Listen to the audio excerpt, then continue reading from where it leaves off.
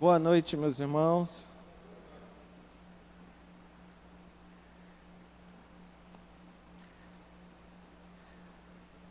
O desejo de ter o controle das situações é um sentimento intrínseco da nossa espécie e, de certa forma, justificável.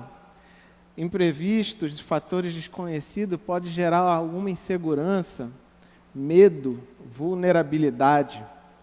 O ser humano tem a ilusão de que quando o outro e as coisas estão dominadas ou sob o seu controle, não haverá risco de resultados negativos. Porém, a vida é imprevisível e ficamos angustiados, sofremos, quando percebemos que não conseguimos exercer o controle tão desejado. Creio que cada um de nós, em algum momento na vida, vivenciou algo desse tipo. Abra sua Bíblia agora em Marcos, capítulo 4, verso de 35 a 41. Eu vou ler aqui na tradução árabe.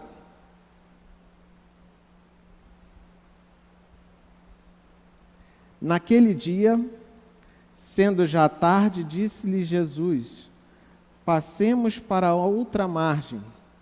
E eles, despedindo a multidão, o levaram assim como estava no barco, e outros barcos o seguiam. Ora, levantou-se grande temporal de vento, e as ondas se arremessavam contra o barco, de modo que o mesmo já estava a encher-se de água. E Jesus estava na popa, dormindo sobre o travesseiro. Eles os despertaram e lhe disseram: Mestre, não te importa que pereçamos? E ele, despertando, repreendeu o vento e disse ao mar: acalma-te, emudece. O vento se aquietou e fez-se grande bonança. Então lhes disse: por que sois assim tímidos? Como é que não tendes fé? E eles, possuídos de grande temor, diziam uns aos outros: quem é este que até o vento e o mar lhe obedece? Vamos assistir um pequeno vídeo.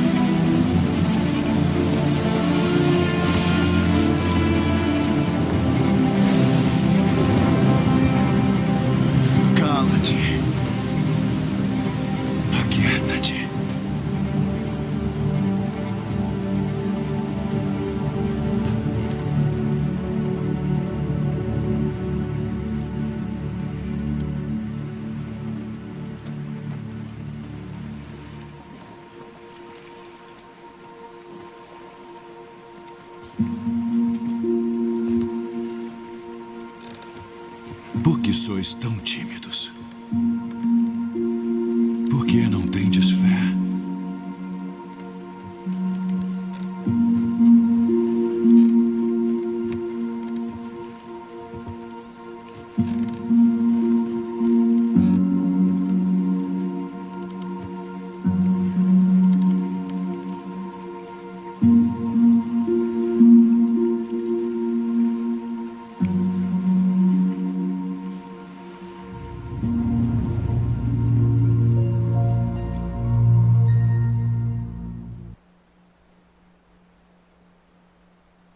O vídeo serviu para ilustrar melhor o texto que nós lemos agora. Nós podemos observar que Jesus e seus discípulos estavam nos arredores de Cafarnaum E olhando para o texto, nós vimos que ele começa com a expressão naquele dia, sendo já tarde. A NVI traduz naquele dia ao anoitecer. Se nós olharmos um pouquinho atrás, nós vamos ver que o dia tinha sido assim de muitos ensinamentos de Jesus. Foi um dia bem trabalhado. Jesus passou o dia inteiro ensinando através de parábolas a uma multidão. Olha só no verso 1 do capítulo 4. Diz assim: voltou Jesus a ensinar à beira-mar, e reuniu-se numerosa multidão a ele, de modo que entrou num barco, onde se assentou, afastando-se da praia, e todo o povo estava à beira-mar na praia. A multidão se juntava de todo lugar. A fama de Jesus circulava em toda a região de Cafarnaum. Se nós olharmos Marcos capítulo 3, nós vamos ver que Jesus se retirou com seus discípulos para o mar e seguia uma grande multidão da Galiléia, da Judéia, de Jerusalém, da Idumeia, da além do Jordão, os arredores de Tito, de Sidom, reunia uma grande multidão para ouvir Jesus. Por que essas pessoas se reuniam ao redor de Jesus? Porque Jesus fazia muitas coisas, fazia milagres. E quando Jesus ensinava, as suas palavras, o conteúdo do ensino de Jesus alimentava aquelas pessoas. E o texto diz, de Marcos 3, a partir do verso 7, diz assim que então recomendou aos seus discípulos que sempre que lhes tivessem pronto um barquinho, por causa da multidão, a fim de não o comprimirem. Pois ele curava muitos, de modo que todos os que padeciam de qualquer enfermidade se arrojavam a ele para o tocar. Também os espíritos imundos, quando o viam, prostravam-se diante dele e exclamavam: Tu és o Filho de Deus. Naquele dia, Jesus contou as parábolas do semeador, muito conhecida de nós, da candeia, da semente, do grão de mostarda. Era a didática de Jesus para com a multidão. Se vocês olharem o verso 33 e 34 do capítulo 3, diz assim: E com muitas parábolas semelhantes lhe expunha a palavra, conforme o permitia a capacidade dos ouvintes. E sem parábolas não lhes falava, tudo, porém, explicava em particular aos seus próprios discípulos. A NVT diz que Jesus usou muitas histórias e ilustrações semelhantes para ensinar o povo, conforme eles tinham condição de entender. Podemos presumir naquele dia que Jesus tinha feito muitos milagres e já anoitecia. E Jesus resolve encerrar as atividades para aqueles ouvintes. E o texto diz que passemos para outra margem. E eles, despedindo a multidão, o levaram assim como estava no barco, e outros barcos o seguiam. Jesus certamente estava exausto. A travessia parecia tranquila. Eu posso até imaginar o cântico que os discípulos cantavam: com Cristo no barco, tudo vai muito bem. Mas nós também sabemos que os discípulos conheciam aquela região, conheciam bem a travessia da noite. Alguns dos discípulos eram experimentados pescadores. Lucas registra que eles navegavam pelo mar. Interessante que para navegar, que é diferente de remar, é preciso de vento, mas certamente esse vento era uma brisa, que não somente servia para movimentar o barco, mas também para ajudar no descanso de Jesus, o descanso que Jesus necessitava. Nós que somos de uma região com rios que parecem mares, creio que a maioria aqui já pelo menos andou num barco, ou num navio, né? E você sente o balanço do barco, né? quando as águas estão tranquilas, quando não está naquele período de setembro, outubro, né, onde que o barco quase que vira, né, aqui na Bahia, o transporte é tranquilo e você consegue dormir normalmente. Eu lembro muito bem uma vez em que eu, irmão Ronald e irmão João Vasconcelos, fomos na congregação de Curralinho. E na volta era madrugada e uma tempestade também nos pegou no meio da Bahia, né? E foi muito complicado, né? O vento, a água jogava, né? E nós estávamos dentro de uns camarotes dentro do navio, nós ficávamos só ouvindo aquele barulho e o movimentar do navio. Nota-se que Jesus, ao descansar, Jesus mostra a imagem de Deus invisível, assim como Paulo apresenta aos Colossenses, capítulo 1, 15, num dos muitos exemplos de humanidade que mais à frente o próprio Jesus se revelaria como o Deus Criador de todas as coisas. Tudo ia muito bem, um dia muito bem aproveitado, uma viagem pelo Mar da Galileia, com pessoas experientes, conhecedores daquele lugar, mas o texto diz: levantou-se grande temporal de vento, e as ondas se arremessavam contra o barco, de modo que o mesmo já estava a encher-se de água. Houve uma mudança climática inesperada. Em condições normais, as águas do Mar da Galileia são calmas. Na verdade, tempestades acontecem naquela região. São repentinas, é característica da região. As águas ficam muito agitadas, as ondas podem superar até 2 metros de altura. Isso por quê? Por causa da disposição geográfica onde está o Mar da Galileia. Favorece até a formação de redemoinho.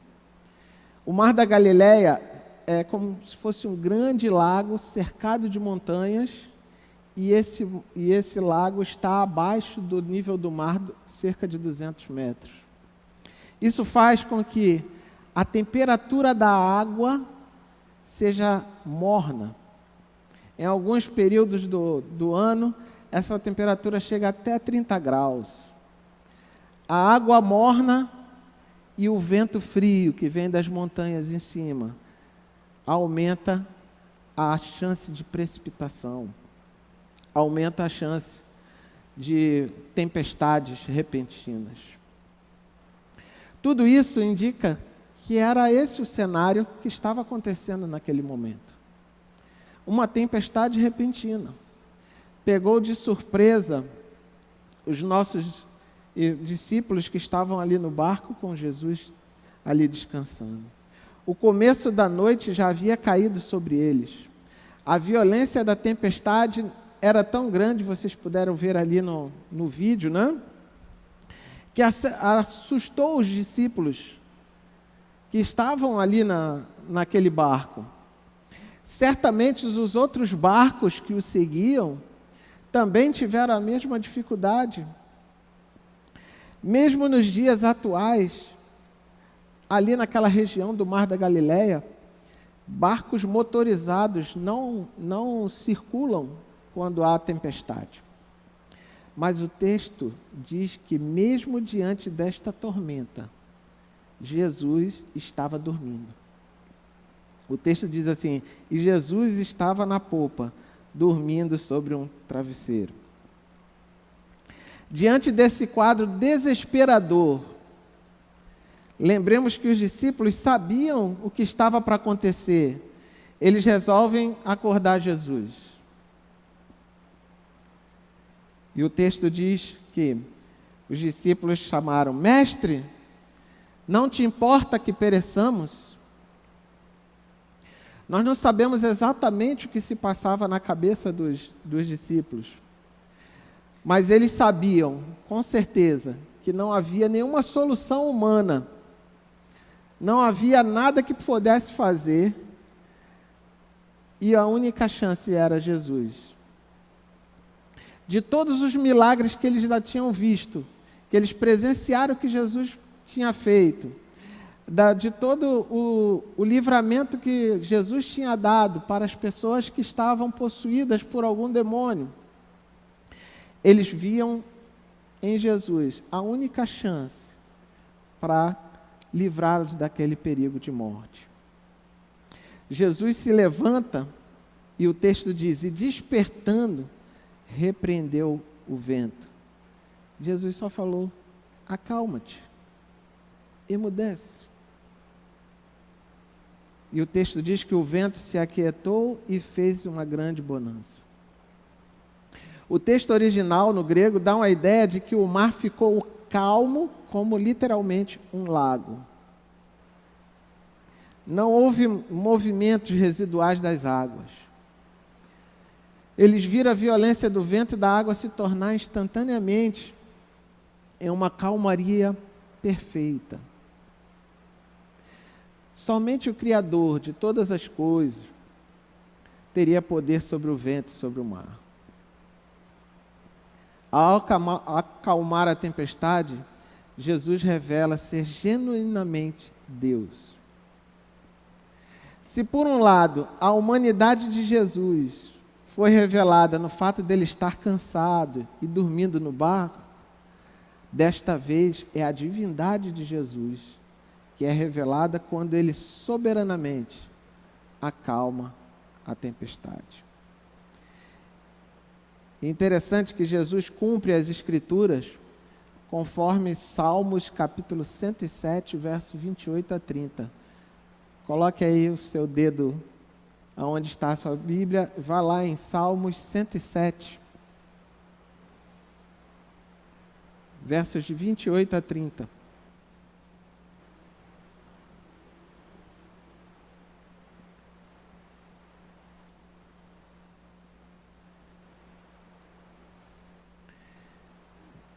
Então, na sua angústia, clamaram ao Senhor, e Ele os livrou das suas tribulações. Fez cessar a tormenta, e as ondas se acalmaram. Então se alegraram com a bonança, e assim os levou ao desejado porto.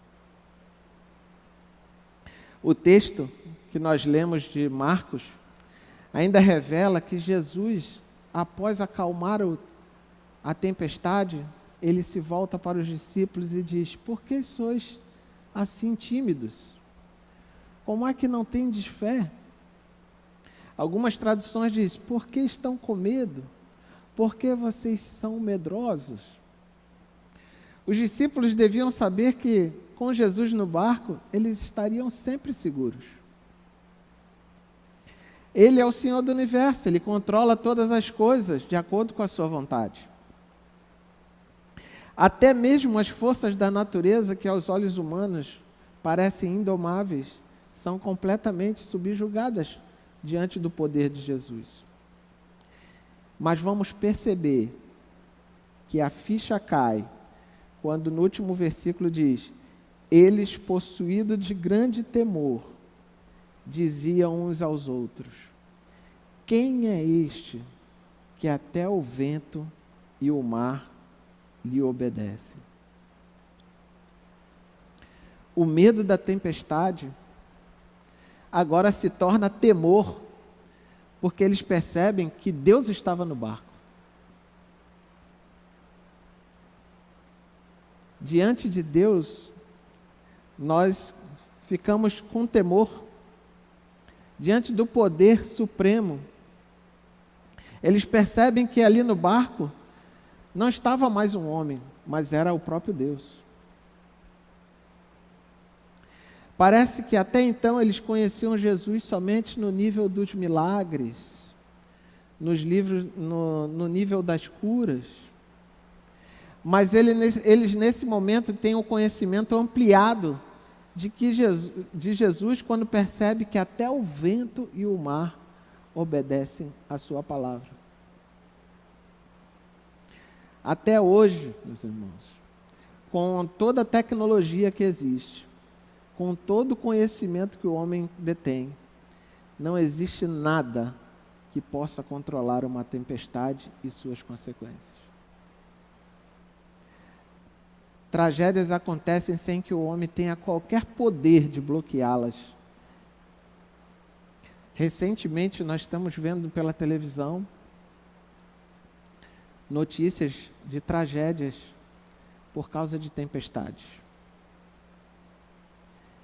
Órgãos governamentais com os maiores profissionais, os melhores computadores, todos os satélites ligados, interligados, não conseguem eliminar a chance de pessoas morrerem por causa de uma tempestade. Quais são as lições que nós podemos aprender hoje nesse texto? Se nós olharmos para esse texto, a primeira coisa que eu reservei para os irmãos nessa noite foi que o crente não está livre da ocorrência de tempestade. Vocês vão observar que os discípulos estavam com Jesus no barco. Os discípulos estavam obedecendo a Jesus. Jesus falou, vamos para outra margem. E eles foram para outra margem. Eles entraram no barco, foram para outra margem. Eles estavam obedientes ao Mestre. Mas isso não livrou eles da tempestade.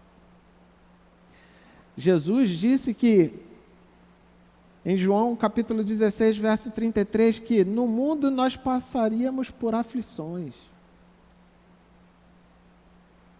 Jesus não nos promete um mar de rosas, mas Ele promete, tem de bom ânimo, porque eu venci o mundo, eu estarei com você até a consumação dos séculos.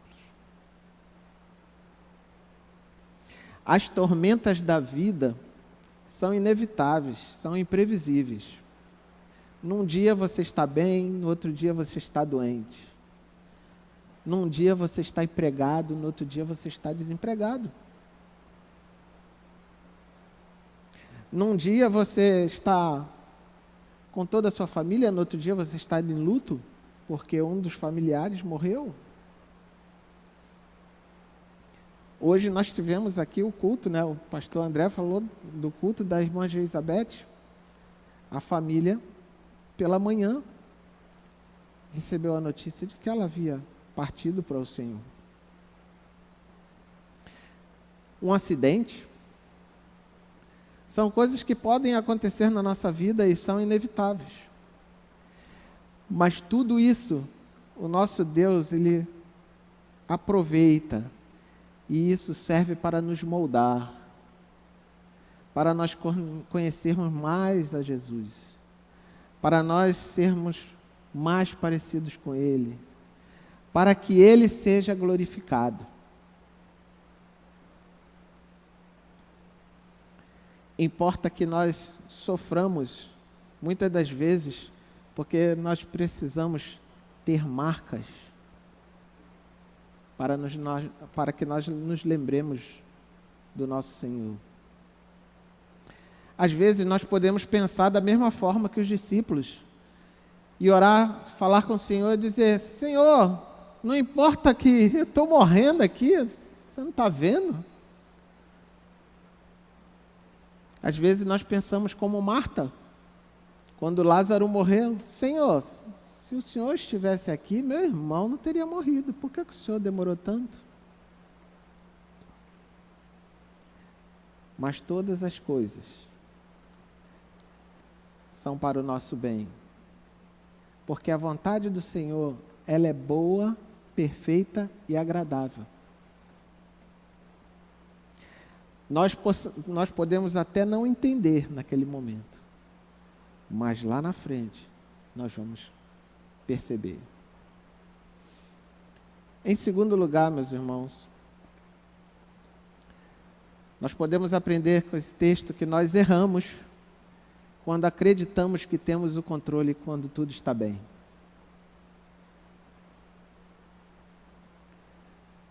Nós erramos. Estar aqui nessa posição aqui para mim é temerosa, né? Todo mundo que vem para cá treme tudo. Se eu estivesse nesse lugar aqui, eu já me sentia mais no controle. Aqui eu tenho alguma coisa a mais que eu possa me ajudar no controle. Aqui eu sinto-me sem controle. E aí eu fico mais temeroso, um frio a mais na barriga. Não que ali não dê frio, ali dá frio. Mas aqui o frio é maior. E nós erramos quando acreditamos, quando temos o controle. Porque quando eu estou aqui, eu acho que eu tenho o controle. E aí, de repente, uma nota errada, é a luz que falta, e tudo aquilo que estava planejado não ocorre da maneira que eu estava querendo. Todos os recursos que os discípulos tinham para tentar manter o barco foram insuficientes. O barco, naquela época, ele não era muito alto. E aí o que acontecia? As ondas entravam, jogavam água, estava encharcando o barco, enchendo o barco de água. Certamente, aquele barco iria afundar, se nada mais acontecesse. Eu lembro muito bem quando viajamos a Macapá de navio, eu não sei mais há quantos anos, com os irmãos do ACC. Nós fomos implantar o ACC lá em Macapá, nós passamos um dia inteiro viajando no navio, e nesse período passaram umas crianças numas canoas, e era interessante, a canoa tinha um motorzinho, e aí a polpa da canoa, a parte de trás da canoa, ficava entrando dentro d'água, e eram duas crianças, uma pilotando e a outra com um baldinho tirando a água de dentro da canoa. Ficava só tirando a água de dentro da canoa. Só que nesse caso aqui, não tinha balde que tirasse a água da canoa. Não tinha recurso nenhum que fosse suficiente. Todo o conhecimento que se tinha, força, técnica, experiência, não valia de nada naquele momento. Não era nem possível, ao menos, administrar a situação.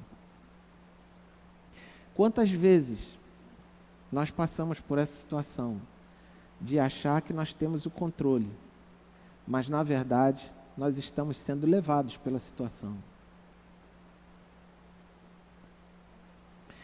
Em terceiro lugar,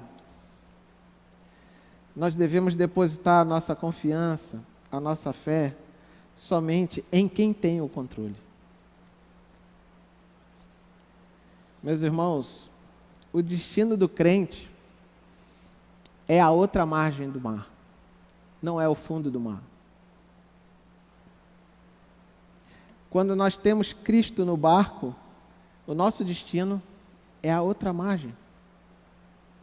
Nós vimos lá no texto de Salmos, ele nos leva ao porto que nós desejamos. Jesus atendeu ao clamor dos discípulos.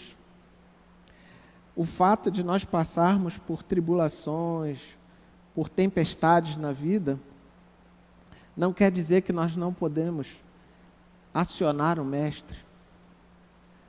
Jesus atendeu ao clamor dos discípulos, mesmo eles tendo, um pouquinho de fé. O pouquinho de fé que eles tinham era proveniente do que eles já vivenciavam com Jesus, de tudo que eles presenciaram de Jesus. Será que nós vivenciamos com o Mestre o suficiente para termos um pouquinho mais de fé? Ou a gente só conhece Jesus superficialmente, de tal forma que nós não depositamos toda a nossa confiança nele? De forma que eu continuo achando que eu posso ter o controle da coisa, que eu posso ter o controle da situação. O quanto eu conheço esse Jesus, para entender que ele é o Deus Todo-Poderoso, Criador de todas as coisas, que pode fazer o impossível. Jesus aproveitou a situação para ensinar os discípulos que eles não precisavam ter medo durante a tempestade, porque Ele estava com eles. Jesus promete estar conosco todos os dias. Você crê nisso? Se Jesus está contigo todos os dias, por que ter medo? É essa a pergunta que Jesus faz para os discípulos. Por que vocês estão com medo? Jesus prometeu que iria conosco até o fim, até a consumação dos séculos. Nós não podemos administrar todas as circunstâncias que nós enfrentamos. Na maioria das vezes, nós não conseguimos administrar. Mas mesmo quando as coisas saem do controle, nós devemos aprender a confiar somente naquele que tem o controle. E quem tem o controle é o Senhor Jesus. Nós não podemos alimentar o medo, a angústia, qualquer situação que venha a tirar o nosso foco da nossa confiança naquele que é digno da nossa confiança. Mesmo que nós não entendamos, nós precisamos confiar. Eu lembro, os irmãos conhecem muito bem o cântico Aprender a Confiar, que é de autoria do pastor Eudes. E ele fez esse cântico, que os irmãos cantam aqui, quando eles estavam voltando dos Estados Unidos para o Brasil. E eles chegaram no Brasil e a mudança dele completa foi perdida. E ele não tinha móvel nenhum, não tinha roupa nenhuma.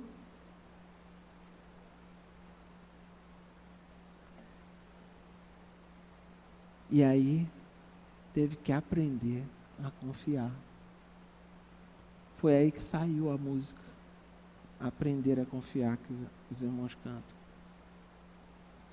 O Senhor não desperdiça qualquer sofrimento na nossa vida. Ele usa para nos moldar, para nos ensinar. Seja o que for, nós devemos crer que Deus está nos conduzindo, inclusive por meio da tempestade. Que Deus abençoe a sua palavra em nossos corações. Amém.